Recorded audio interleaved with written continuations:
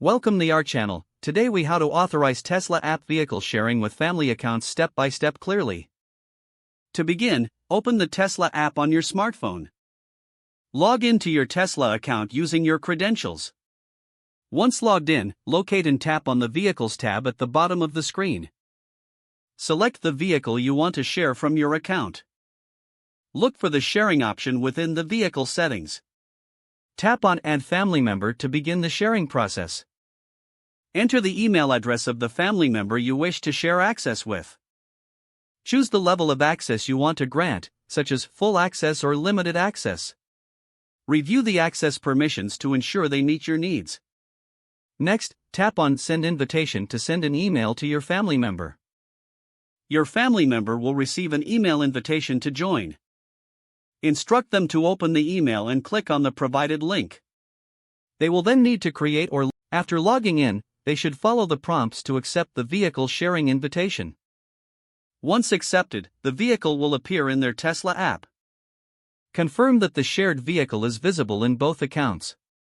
If needed, you can revoke access at any time through the sharing settings. This completes the vehicle sharing setup with your family account. You can now enjoy shared access to your Tesla vehicle. If the page does not load, refresh the browser or try again in a private or incognito window. Make sure you are using the correct email address, then retype it carefully to avoid small typos. If your password is not accepted, use the reset option and create a new strong password you can remember. Check your spam folder for verification or security emails, then complete any requested confirmation steps. Enable two-factor authentication if available to improve account security and reduce unauthorized access risk. After signing in, review your profile details so your contact information and settings are accurate and current. If you see an error message, note it down and try again after restarting your device and internet connection. Log out when you finish, especially on shared devices, to keep your account and payment information secure.